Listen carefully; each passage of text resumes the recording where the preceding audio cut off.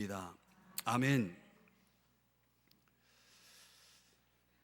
목적지에 도착하셨습니다 라는 제목으로 오늘 본문의 말씀, 이제 요한계시록 오늘 21장 그리고 다음 주까지 하면은 이제 성경의 마지막 장까지 저희들이 도달하게 됩니다. 목적지에 도착하시게 되는 겁니다. 여러분, 오늘의 이 말씀 속에서 하나님이 저와 여러분에게 주시는 음성을 듣기를 축복합니다. 우리가 사는 세상을 물질주의 세상이라고 말하죠. 이 돈이라는 것이 주인 노릇하는 세상을 살아가고 있습니다. 그러다 보니까 사람들이 이런 세상을 살아가면서 잃어버린 능력이 있다라고 하는 것입니다. 그것이 무엇일까요? 정답은 감탄의 능력입니다. 감탄의 능력. 이 빠름 속에서 살아가야 하는 세상이죠. 빠르지 않으면 모든 게 다 뒤처져서 이제 경쟁 사회 속에서 탈락하게 되는 일들이 벌어지니까 다 저마다 바쁘게 살아갑니다. 5월도 얼마나 빠르게 갔어요. 이제 이번 주가 끝나는 이 5월, 여러분들 바쁨 속에 살아가느라고 얼마나 피곤하십니까? 그래서 저 제독 철학자가 말한 대로 피로 사회 속에 우리가 살고 있잖아요. 근데 이 빠름 속에서는 감탄이 터져나오기 어렵다는 거 아십니까? 차를 타고 갈 때 하고 걸어갈 때 하고 이 자연 속에 펼쳐져 있는 하나님의 작품들을 바라보는 우리의 시각은 달라지죠. 여러분, 판타지 소설 모모라고 하는 작품을 보면은 시간을 팔아버린 그 사람들의 곤고한 삶을 노래하는, 보여주는 책 아닙니까?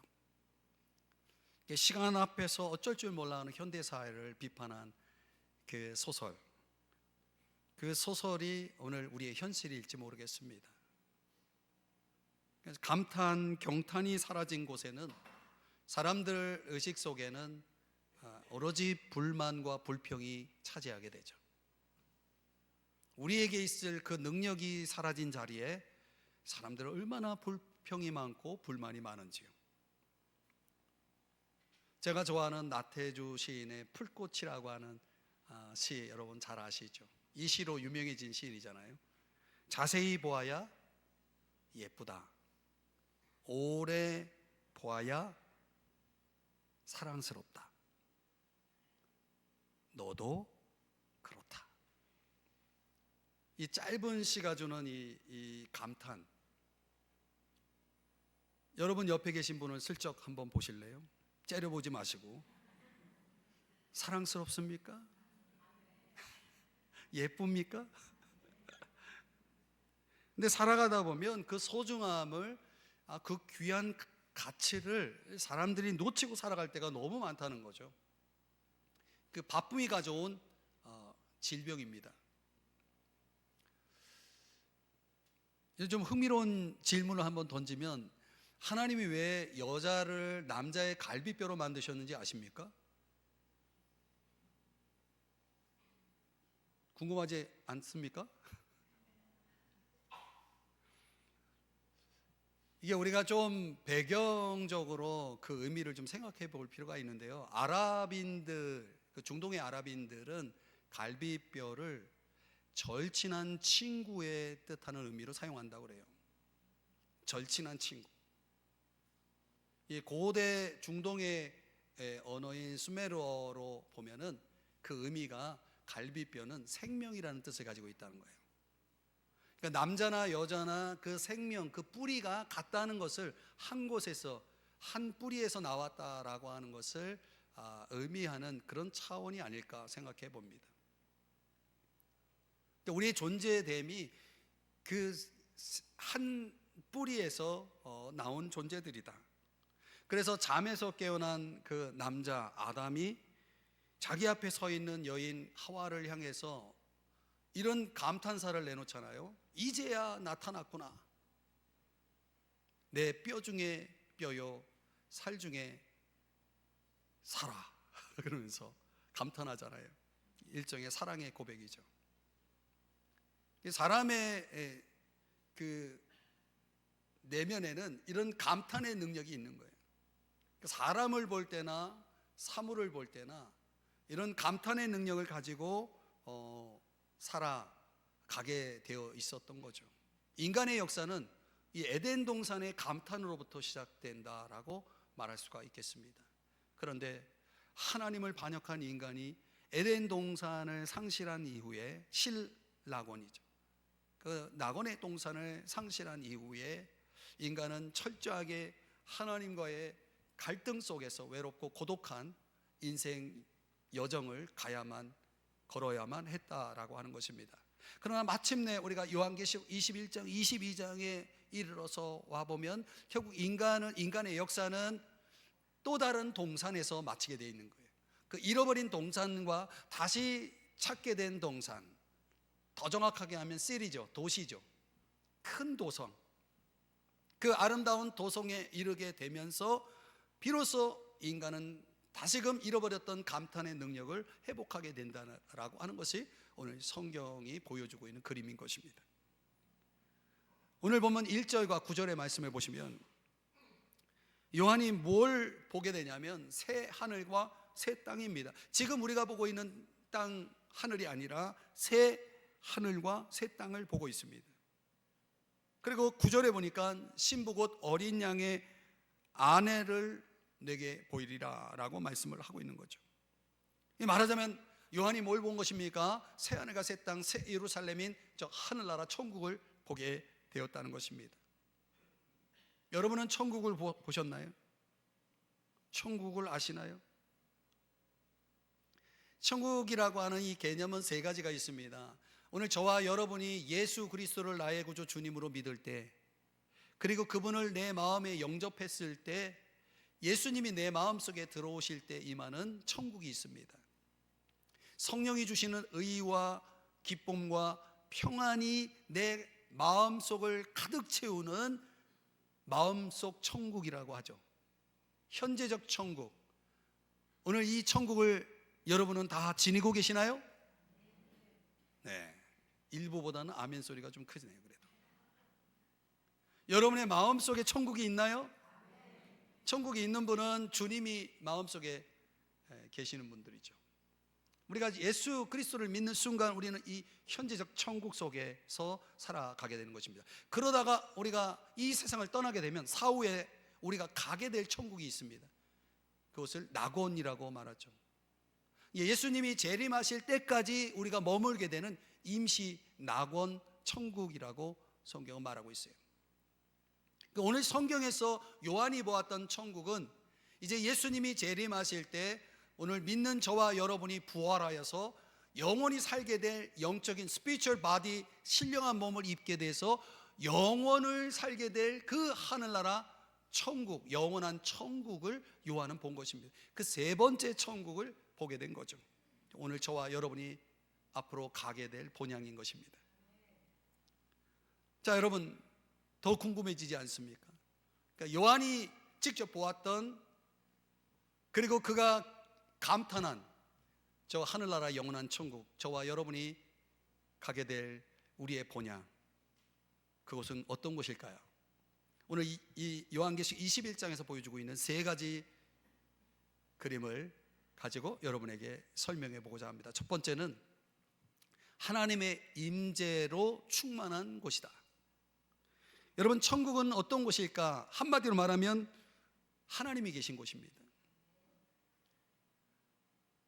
그런데 하나님에 대해서 관심이 없는 사람에게는 천국은 내가 가고 싶은 유용한 곳이 될 수가 없겠죠. 그런 사람에게는 천국이 없습니다. 왜냐하면 천국에서, 하늘나라에서 가장 중요한 분은 바로 우리의 왕이 되시고 주가 되시는 하나님, 예수님이 주인공이시기 때문에 그분이 계신 곳이 천국인 것입니다. 그러니까 그 왕 되신 예수님을 사모하는 자가 하늘나라에 대한 사모함이 있게 되어 있는 거죠. 그 왕을 사모해야 하늘나라도 사모가 되는 거예요. 그분이 있는 곳이니까.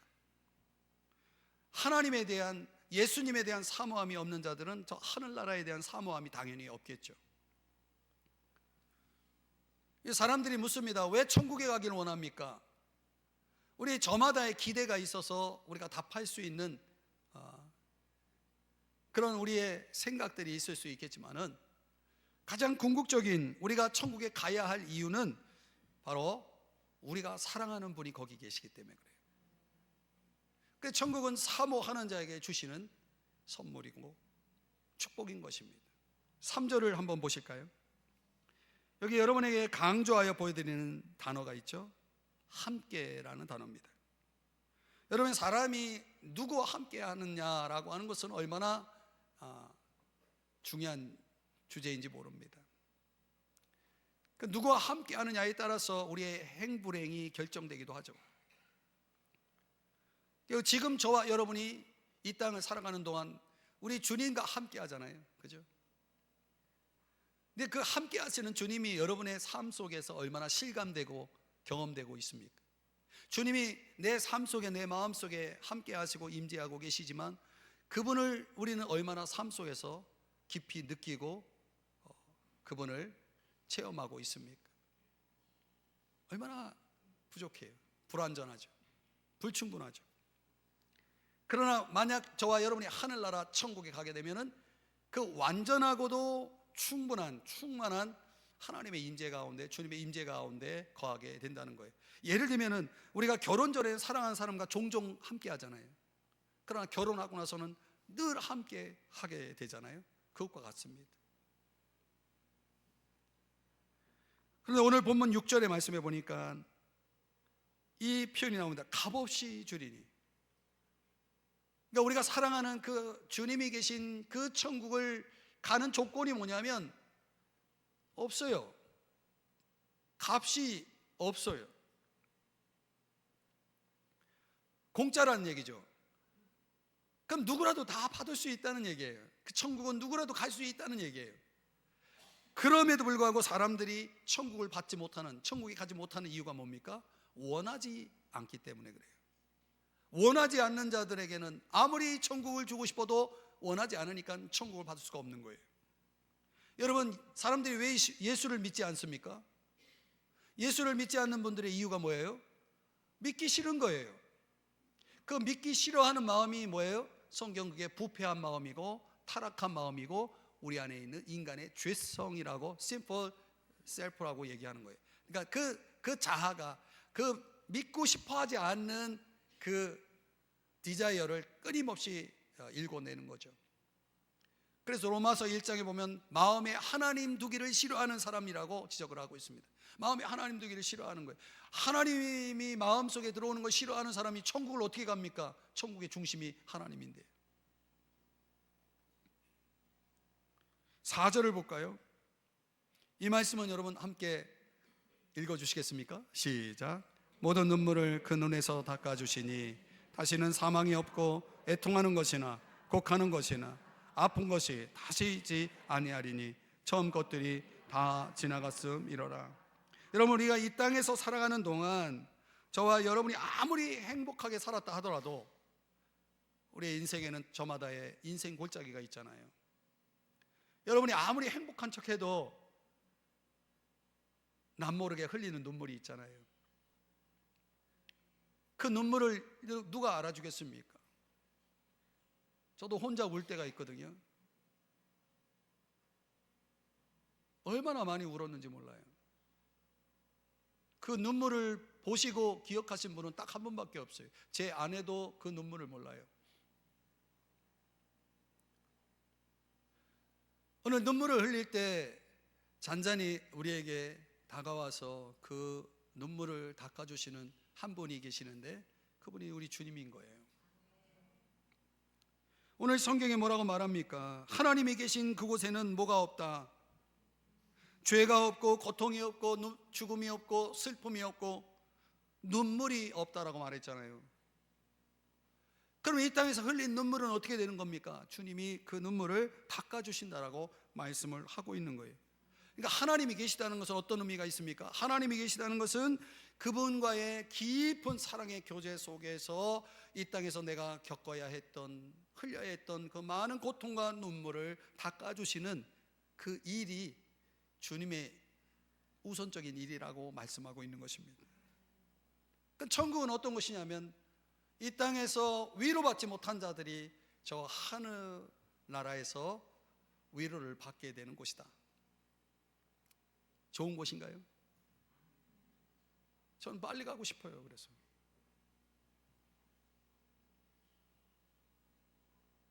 여러분, 하늘나라 천국은 이 땅의 고통을 지우고 눈물을 닦아주는 곳이다 라고 성경에 말씀하고 있는 것입니다. 그분이 계시기 때문에 가능한 거예요. 여러분이 이 땅에서 어떤 누구도 여러분을 위로할 수 없습니다. 사람에게 위로받으려고 하지 마세요. 그 위로는 진짜 위로가 아닙니다. 누구도 위로할 수 없습니다.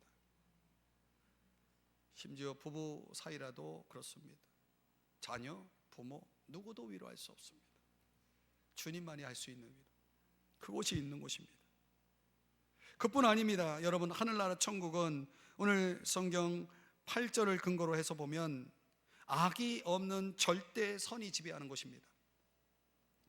살인이 없고 사람에 대한 진정한 신뢰와 존경, 존중이 있는 곳입니다. 속임수, 마술이 없고 하나님의 진정한 기적과 경의만 존재하는 곳이다 라고 말씀하고 있습니다. 우상이 없고 하나님에 대한 신뢰와 하나님만을 향한 그 경배만이 존재하는 곳이다 라고 말씀을 하고 있고, 거짓이 없고 진실만 있는 나라라고 설명하고 있습니다. 그래서 여러분 보고 있는 이 8절에 언급되고 있는 자들은 절대 들어갈 수 없는 곳이다. 두려움이나 악이나 불신앙, 살인, 음행, 우상 숭배, 거짓 등, 여러분, 우리가 이 세상에서 이런 것이 전혀 없는 세상을 얼마나 우리가 원합니까? 이런 것이 없는 세상이 어디에 존재할까요? 없어요. 저 하늘나라밖에 없습니다. 그렇기 때문에 이런 죄들을 청산하고 회개하고 죄사함을 받아서 주님 앞에 의롭다함을 얻은 사람들이 들어가게 되는 곳, 거하게 되는 곳이 바로 저 하늘나라 천국이라고 말씀을 하고 있습니다. 자, 여러분, 하나님의 임재로 충만한 나라, 저 하늘나라, 그것을 오늘 현재 저와 여러분이 이 땅에 살아가는 동안 우리가 어떻게 적용할 수 있겠습니까? 지금 우리가 살고 있는 이 땅에서는 주님의 임재 가운데 있지만은 그 임재를 충분하게 완전하게 경험하지 못하는 이유가 뭡니까? 그게 바로 우리 안에 있는 죄성이고 여전히 불순종하는 삶이고 여전히 하나님보다는 이 세상에 대한 더 사랑하고 관심을 보이는 우리의 그 욕망 때문이라고 하는 것이죠. 그런 것이 있는 한 우리는 하나님의 임재, 주님의 임재를 완전하고도 충만하게 경험할 수가 없는 것입니다. 그런 것들이 다 방해가 되는 거죠. 그래서 로마서 3장 23절에 말씀하기를 모든 사람이 죄를 범하였음에 하나님의 영광, 임재 가운데 이르지 못하더니 그랬어요. 그러니까 하나님과 우리 사이를 멀어지게 만드는 것들이 얼마나 많은지 몰라요. 그래서 사람들은 말합니다. 마치 하나님은 숨어 계시는 히든 갓이다, 숨어 계시는 하나님이다 라고 느낍니다. 실상은 그렇지 않습니다. 하나님이 숨어 계신 것이 아니라 우리가 우리 스스로 하나님으로부터 숨는 것입니다. 그러니까 우리가 하나님의 임재 가운데 이 땅 가운데서 작은 천국이라도 경험하고 저 하늘나라로 가기 원한다면 그것을 위해서 하나님이 저와 여러분들에게 주신 게 바로 예배라고 하는 것입니다. 하나님의 임재와 그분과의 사랑의 교제를 할 수 있는 유일한 시간이 바로 예배라고 하는 것입니다. 예배밖에 없어요. 그러니까 오늘 저와 여러분이 가게 될 저 하늘나라가 하나님의 우리 주님의 임재로 가득한 충만한 곳이라면 우리가 이 땅에서 그것을 연습해야 될 거 아니에요. 그분의 임재로 충만한 곳에서 영혼을 보내게 될 그 연습이 필요하죠. 주님의 임재에 대한 연습. 그것을 위해서 여러분이 주님을 만나는 시간을 계획하셔야 되고 주님을 만나고자 하는 갈망을, 디자이어를 계속 키워 나가야 한다는 것입니다. 그때 현실 세계 속에서 그렇게 우리 마음이 가지를 않아요. 하나님, 우리 주님을 만나고 싶은 그 갈망이 내 삶 가운데 이루어지지 않는 이유는 우리가 너무 바쁘게 살고 있기 때문에 그래요. 우리의 삶이 고요하지 않기 때문에 그래요. 그 철학자 칼 야스퍼스가 말한 것처럼 인간은 한계 상황이라는 것이 필요한 거예요. 그래서 한계 상황이 뭡니까? 쉽게 표현하자면 우리가 의지하던 세계가 무너지는 상황이죠.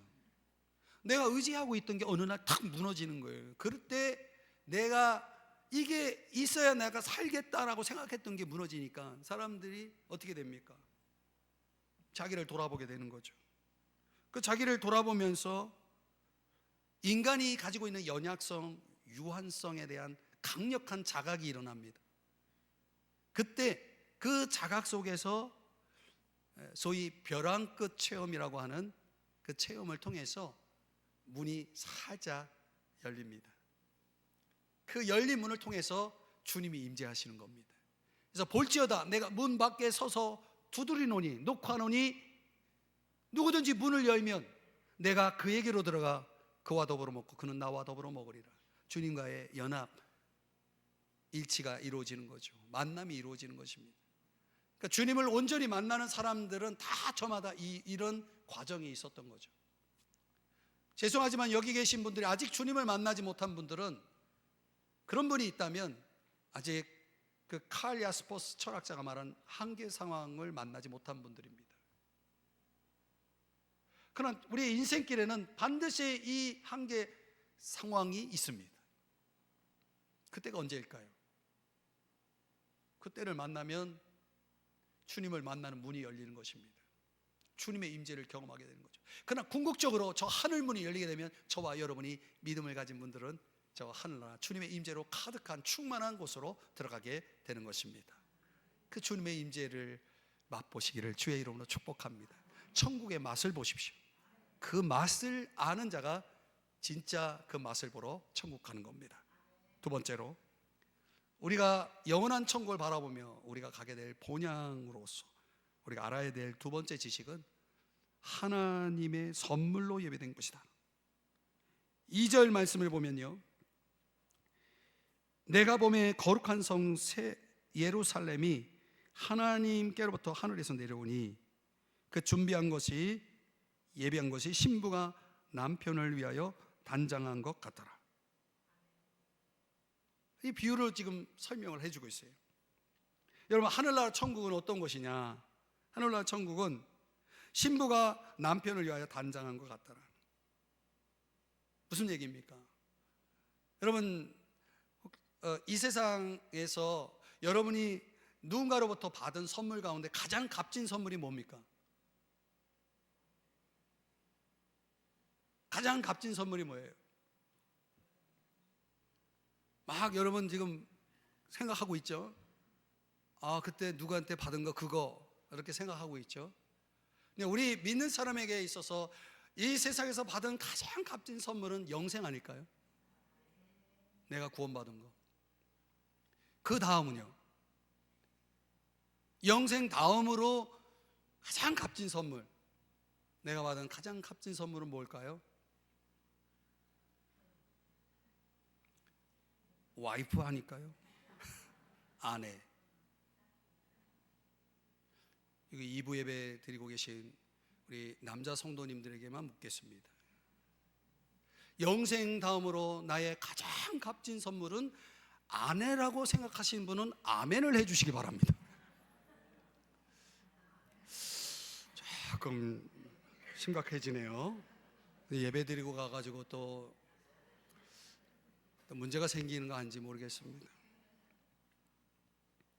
여러분, 2절에서 천국을 그렇게 설명해 주고 있는 거예요. 남편을 위해 단장한 신부와 같은 곳이 천국이다라고 비유를 하고 있는 것입니다. 정말 가장 놀라운 선물로 내가 받은 그 선물, 영생이라는 거, 또 가족이라는 거, 이런 것들이 우리 안에서 선물로 주어진다라고 오늘 성경이 말씀하고 있는 것이죠. 천국도 그렇다는 거예요. 그런데 그 선물이 누구에게 돌아가게 되는지를 오늘 성경 크게 두 가지를 강조하고 있어요. 6절, 목마른 자에게, 목마른 자에게. 여러분, 왜 여기서 목마름을 이야기하냐면 성경 당시에 요한이 이 요한계시록에는 성경을 쓸 당시에 성도들은, 예수 믿는 사람들은 오랜 시간 로마 제국이 갖고 있는 광산에서 오랜 시간 고문과 박해 속에서 일을 하고 있었다는 거예요. 여러분, 그 굴 속에서, 광산에서 광물을 캐면서 많은 시간을 박해 가운데 일을 했다면 얼마나 목말랐겠어요. 바로 그 목마른 자들을 얘기하는 겁니다. 예수 믿는 이유 때문에 로마 제국으로부터 고문과 박해를 받으면서 광산에서 일하고 있었던 목마른 자들을 얘기하고 있는 겁니다. 그들에게 지금 뭘 약속하고 있냐면 생명수 샘물을 약속하고 있는 거예요. 얼마나 큰 위로의 약속이 되었을까요? 비록 우리는 믿음 때문에, 예수님 때문에 여기서 지금 목마름으로 일을 하고 있지만 저 하늘나라 천국에서 생명수 샘물로 우리를 가득가득 채워주실 거라고 하는 이 약속이 얼마나 그들에게 그 목마름을 해결할 수 있도록 위로를 해줬겠습니까? 목마름이 있는 사람만이 천국을 선물로 받을 수 있는 것입니다. 그러니까 우리가 이 땅에서 이 말씀을 적용하면 저와 여러분에겐 광산에서의 목마름은 없겠지만 의에 줄이고 목마름은 있어야 되는 겁니다. 오늘 글로리아 찬양대가 찬양하면서 노래했던 그 주제 중에 하나죠. 의에 줄이고 목마름, 주님에 대한 목마름, 주님과 함께하고 싶은 목마름, 주님을 닮고 싶은 목마름, 나 자신에 대한 불만과 주님으로 채워지고 싶어하는 그 간절한 목마름이 있는 자가 바로 이 선물을 받게 된다고 말씀하고 있는 거죠. 또 7절의 말씀해 보니까 이기는 자는 받으리라 그랬어요. 이기는 자가 누굴까요? 다른 성경 요한에서 5장 4절 5절 말씀해 보니까 하나님의 자녀들이 이기는 자라고 말하고 있습니다. 하나님의 자들이 왜 세상을 이기느냐? 믿음이 있기 때문이다 라고. 어떤 믿음? 예수께서 하나님의 아들 그리스도이시다라는 사실을 믿는 믿음. 그 믿음을 가진 자는 세상을 이긴다는 거예요. 그리고 그 세상을 이긴 자는 저 하늘나라를 선물로 받게 된다라고 말씀하고 있는 것입니다. 그러면 여러분에게 묻겠습니다. 여러분들 이 선물을 받으셨나요? 이 선물 때문에 행복하시나요? 1971년에 시카고 대화재 사건이 발생하게 되는데 그때 무디에게 그의 친한 친구가 이렇게 말했습니다. 모든 걸 다 잃었다고 들었네. 그러자 무디가 답하기를 자네가 뭔가 잘못 이해하고 있는 것 같은데 나는 잃은 것보다 더 많은 것을 갖고 있어 라고 말했습니다. 친구가 깜짝 놀라며 다시 말합니다. 아니 그게 무슨 말이야? 나는 너가 그렇게 부자인지 몰랐어. 잃은 것보다 더 많은 걸 갖고 있다고 하니까요. 친구의 그 말을 듣고 나는 너가 그렇게 부자인지 몰랐어 라는 말을 듣고 무디는 요한계시록 21장 7절을 펴서 읽었다고 합니다. 21장 7절 뭐라고 말씀하고 있습니까? 이기는 자는 이것들을 상속으로 받으리라. 이 하늘의 기업을 상속으로 받게 되는 것. 여러분, 우리가 세상에 무엇을 잃었다고 해도 우리는 더 많은 것을 가지고 있다는 사실을 믿으십니까? 이 땅에서의 어떤 상실도 우리가 더 많은 것을 가지고 있다는 이 믿음, 이 소망을 가지고 살아가는 사람들은 낙심하지 않겠죠. 저 유명한 스펄전 목사는 천국을 서프라이즈 패키지라고 설명했습니다. 요즘 어떤 기념일을 맞이해서 서프라이즈 패키지를 준비하는 사람도 많죠. 뭔가 진짜를 상자 속에 감춰두고 그 생일을 맞이한 또는 기념일을 맞이한 분들에게 그 상자를 열어서 깜짝 놀라게 하는 그런 선물 꾸러미 말이죠. 서프라이즈 패키지. 여러분 성경을 들여다보면 천국이라고 하는 이 놀라운 우리의 소망을 보다 더 구체적으로 자세히 알고 싶지만 창세기부터 요한계시록 22장까지 아무리 읽어봐도 천국에 대한 그림은 그리 많지 않습니다. 설명이 거의 없어요.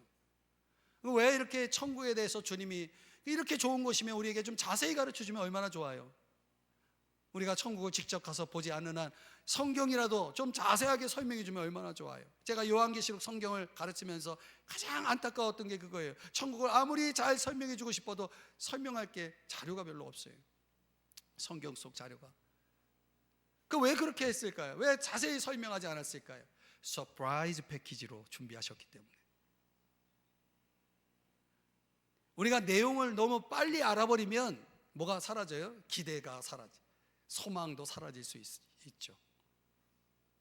여러분, 천국이 여러분을 위해 준비된 주님의 서프라이즈 패키지 기프트라는 거 아십니까? 받고 싶죠? 여러분, 천국이라는 것은 이렇게 너무나 경이적이라서 그 천국을 사도 요한이 보고 그것을 설명해 주고자 묘사한 유일한 방법이 뭐가 없고 뭐가 없고 뭐가 없다라고 하는 설명으로 합니다. 이상하죠? 천국에 도대체 뭐가 그렇게 많길래 그 많은 것을 다 인간의 말로 설명할 수 있는 그 범위를 넘어서는 그런 차원의 천국이기 때문에 천국에 없는 것을 가지고 설명하고 있다는 것입니다. 해가 없고 달이 없고 밤이 없고 이런 표현을 쓰고 있는 거죠. 그럼 우리가 이 땅에 사는 동안 천국 커튼이 잠시 열려 있을 뿐에 우리가 잠시 그 열린 성경 속 천국 커튼을 열고 들여다보지만 마음에 차질 않아요. 서프라이즈 패키지를 마련하신 그 주님의 뜻 가운데 있기 때문에, 그러니까 질적으로 완전히 새로워진 그 천국을 저와 여러분이 기대한다면 이제 우리는 곧 우리 앞에 저 하늘나라가 기다리고 있다는 사실이죠. 우리 모두가 그 나라에 들어갈 준비되어 있기를 축복합니다. 마지막 세 번째 그림은 하나님의 아름다움으로 가득한 곳이다. 10절 11절 말씀해 보니까 그 천국이라고 하는 것은 하나님의 영광의 빛이 유일한 빛이다 라고 말씀을 하고 있습니다. 그 빛이 마치 보석과 같다, 벽옥 제스퍼죠, 수정같이 맑더라 라고 설명하고 있죠. 27절의 말씀해 보니까 거기에는 죄된 것은 결코 용납될 수 없는 것이다.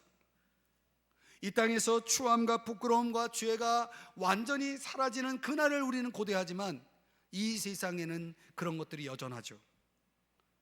그러나 천국에는 그 모든 죄악됨이, 어두움이 완전히 없는 그런 빛나는 곳이다. 그래서 12절 이하 21절에 천국을 묘사하기를 여러분 성경의 내용 속을 다 설명하지 못하지만은 각종 보석으로 꾸며진 12기초석, 성벽, 문, 길, 이 모든 것들이 다 이 땅에서 가장 가치 있게 여기는 것들로 구성되어 있다는 거예요. 그러니까 이 땅에서 가장 비싼 게 천국에서는 흔한 거예요.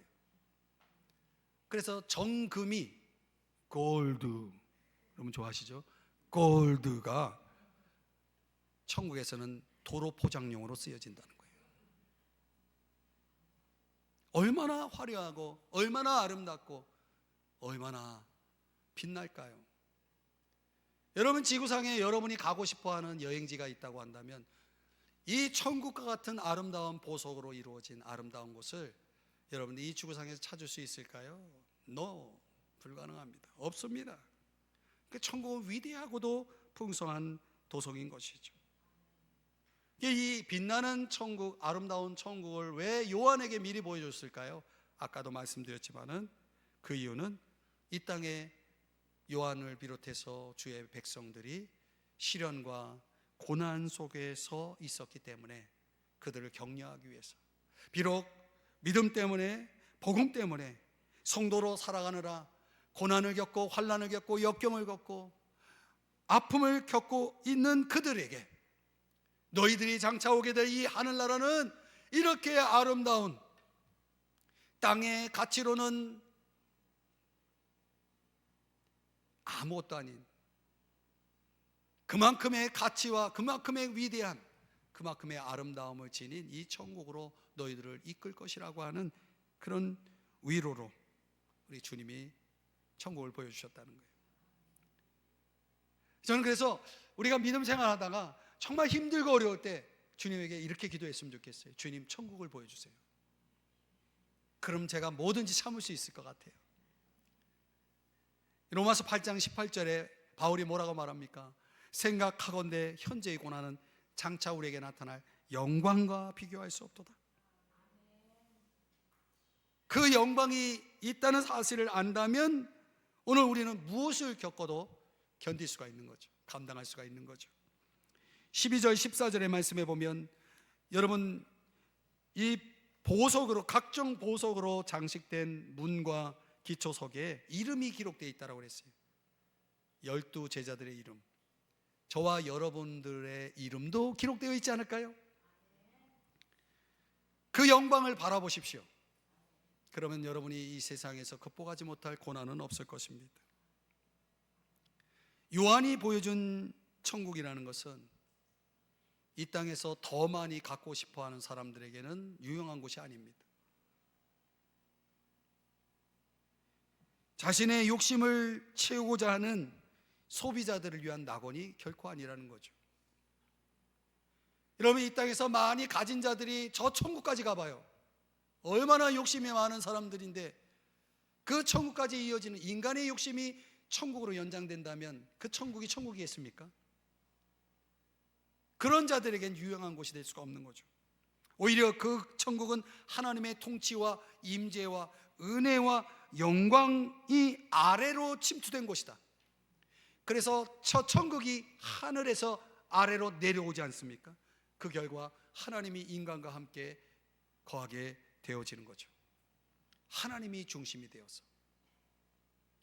그래서 하나님을 원치 않거나 하나님을 가까이 하기를 싫어하는 자들에게는 천국은 유용한 곳도 그들이 가고 싶어하는 곳도 될 수가 없는 것입니다. 사랑하는 여러분, 그 천국이 보이십니까? 사도 바울이 에베소 1장 18절에서 말씀합니다.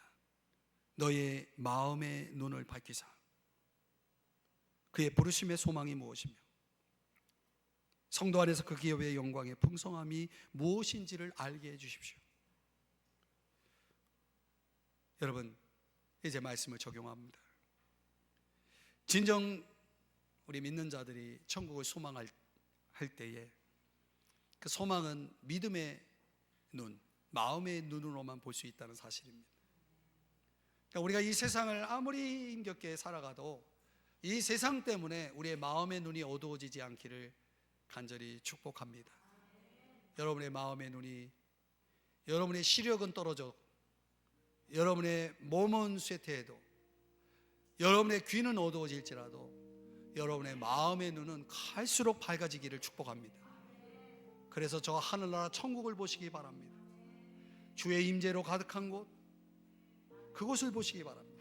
하나님의 선물로 여러분 그 목마름을 가지고 있는 여러분들에게 채워질 선물로 예비된 곳이라는 사실, 그 풍부하고도 위대한 아름다움으로 가득 찬 저 천국을 누구보다도 여러분은 가셔야 되는 겁니다. 그곳에 여러분이 있어야 되는 것입니다. 그 소망을 가지고 있는 자들은 이 땅에서 하늘의 영원한 기쁨인 주 예수 그리스도를 바라보고 살아가게 되는 거죠. 십자가를 지고 가는 것입니다.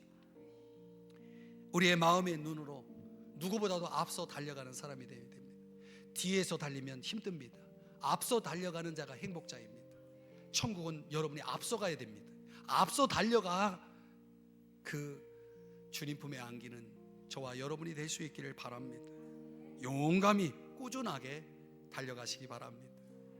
우리의 경주가 얼마 남지 않았습니다. 그 경주 끝까지 완주하시길 축복합니다. 기도하겠습니다. 사랑하시는 주님,